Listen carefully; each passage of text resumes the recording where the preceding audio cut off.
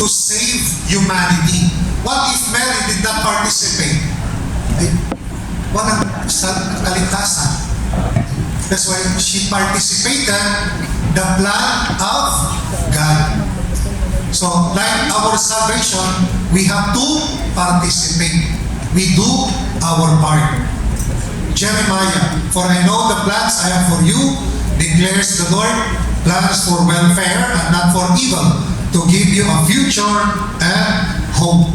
Hope of God's kingdom, that we become an agent of His kingdom. We hope for that kingdom. So live, because there is a kingdom, we live the values of the kingdom of God, so that we will become an agent of His kingdom.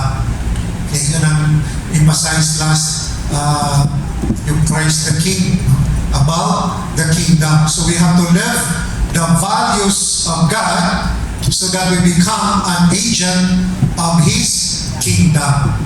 We are going to be also a reflection of the kingdom of God. Kaharian ng Diyos. At ang kaharian ng Diyos, remember, hope is rooted in the now. So ang kaharian ng Diyos, hindi lang na yung darating pa. But we can build the kingdom of God in the now. Jesus and His disciples, the kingdom of God is in you. So maging agent, tinawag tayo ng Diyos to become an agent of His kingdom. So with the family, community, may pagmamahalan, reconciliation, peace, pagkakaisa, that is the reflection of the kingdom. Hindi ka lang maghintay rin, hindi ako ng kingdom of God. Sabi nga, rooted in the now. So ngayon pala, we can experience His kingdom sa community natin. Okay? So hope, that's why hope is not passive. Hope is not passive. We cannot attain the kingdom of God if we do not live the present. Okay? We cannot attain the kingdom of God if we do not live the present. Nakaangkla tayo sa ngayon. Hindi yung in the future or nakaraan. But hope means in the present. Naintindihan? Tumahimik kayo. It makes sense ba yung sinasabi ko? Or masyadong malalim or mababaw? Sakto lang. So, ang hope, sabi nga, rooted in the now. Hindi doon sa future at hindi ka nakaangkla sa nakaraan. Okay. Ang future, darating yun. It will come. But we hope now. Hindi ka lang, ay, darating naman yung mamaya na ako mag-action. Ngayon, we have to do our part. Action na. Habang nabubuhay, may action na. Kasi we pray, ang kingdom dapat maghari din in our family. Ang kingdom, hindi lang siya territorial, hindi siya geographical or lugar, place, but it is a state of being one united. That is the kingdom of God. Naintindihan? So hindi siya, saan ba yung, diba, saan ba yung kingdom ng mga Arab? Diba, place? Pero ang kingdom of God, beyond the place, beyond geographical. Sabi, it is now, ngayon. So kung nagmamahalan, when there is love, compassion, peace in our community, that is the presence of the kingdom of God. When there is healing, restoration, that is the presence of God's kingdom. Ibig sabihin, yung imposible, naging posible, that is the work of God, the kingdom of God. Diba? Palaging sinasabi, the kingdom of God reigns among you. Kung mangyari, when the lame were able to walk, the blind were able to see, that is the presence of the kingdom of God. Parang may restoration. So ang kingdom of God pala, parang may pagbabago. May pagbabago ng buhay. That is the presence of the kingdom of God. Binago ka. Binago ka na, bilog ka ngayon sa Kanya. So that is the expression of God's kingdom. And in order to express, to live the kingdom of God, then we have to face our reality in life. Whatever yung reality natin ngayon, we have to face. Hindi natin takasan. The more we avoid yung mga problema natin, the more na parang namilanggo tayo, the more na hindi tayo malaya. But the more harapin mo, may mga pagsubok, trials, difficulties, but ito ang magbigay sa atin ng kalayaan. Harapin mo. Sa community, may problema, harapin. Huwag doon parang marinig na lang natin mula sa kabila. Tapos mag-accepta pa yun, ha? Ganun kasama ko sa community, hindi man sinabi sa amin. Bakit yan sa'yo? Kasi tayo mga Pilipino takot. Ayaw sabihin, harap-harapan. Gusto lang doon pag sa kabila, no? Talagang sasabihin natin with full emotion, dinagdagan pa yan. Pero pagkaharap mo, wala namang sinabi. So dapat ang tunay na Kristiyano is the one who have the courage, the strength to face reality. My confession, no? My confession. Okay, so my priest, dalawa, okay. So, this spend time to go to confession, no? So, before I proceed, so confession, yung level number 1, yung contrition, pinagsisihan natin yung kasalanan. Okay? And we go to confess after matanggap yung absolution, at yung absolution, meron kang consolation. No? Kasi, so yung confession natin, no, may mga naman, sabihin mo, sign of the cross, Father, forgive me for I've sinned my last confession last year. Ito po yung kasalanan ko, Father. These are my sins. Yan. 1, 2. No need to explain. Kasi yung iba natatakot, akala na i-explain. Sabihin mo lang, Father, I steal, I lie, I cheat. Kung tanongin ka ni Father, isagutin mo. Ba't sabihin mo lang ino kay Father, I cheat? Kasi Father, yung asawa ko.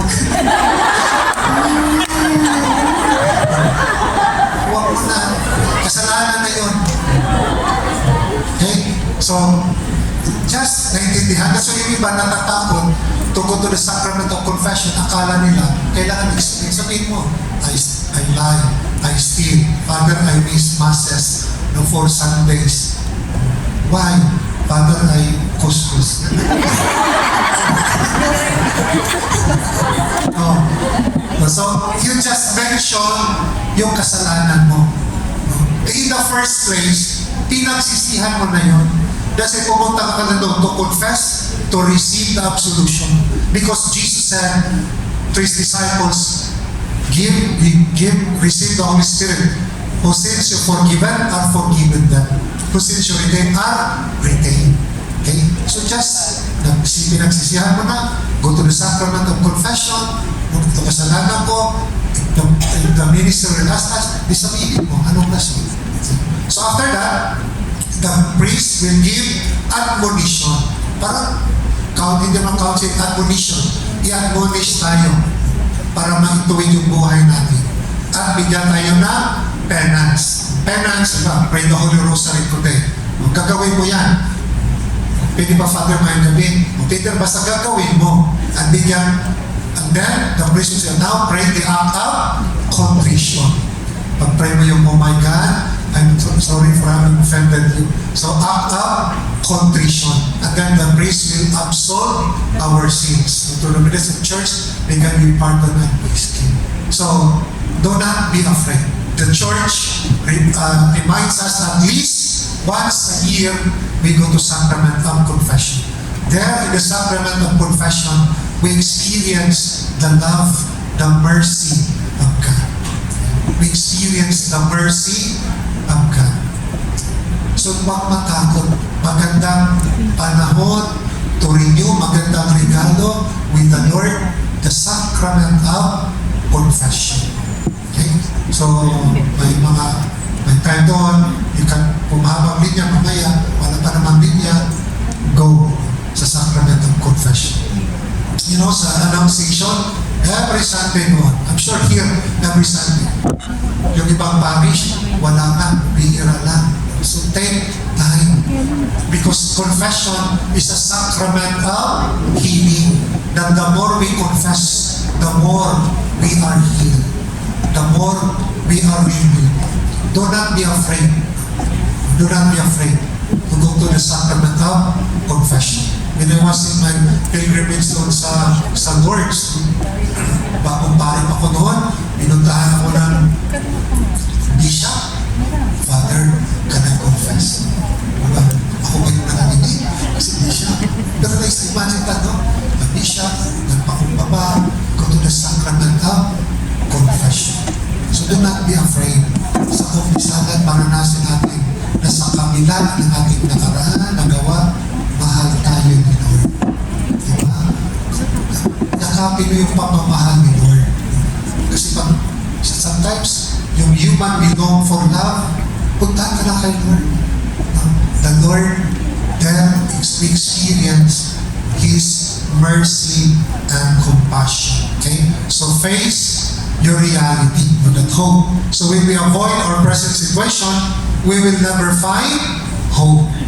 Pag tinalikuran mo yung present situation mo, walang pag-asa. Walang hope. It is only in facing reality that we are able to discover hope. Kasi pag tinalikuran mo na, hindi ka na umasa. That's why, pinabayaan mo na, tinalikuran mo na. Give up ka na. But if you face reality, you will discover hope. Discover hope. So prayer is about the now. That's why we pray. It is about the now. How the Lord loves us. No? So when you pray, of course, important devotional prayer, but try to pray also from your heart. Remember, Jesus said, when you pray, go to your room. Ibig sabihin doon, pray yung galing sa puso mo, sa room, sa puso mo. Of course, devotional prayer is important, but pray also from your heart. That the more you pray from your heart, it will give us, sense of joy, direction, intimacy with the Lord. The Lord knows kung nasa isip natin, ang puso natin, then bring it to the Lord. Yung nahirapan ka, Lord, kausapin mo siya. From the heart. Pray from your heart. So hope and conversion. Okay? Hope and conversion. You know the story of Zacchaeus? Sino si Zacchaeus? Tax collector, wealthy man. At that time, if you are a tax collector, meaning you are working with the Romans.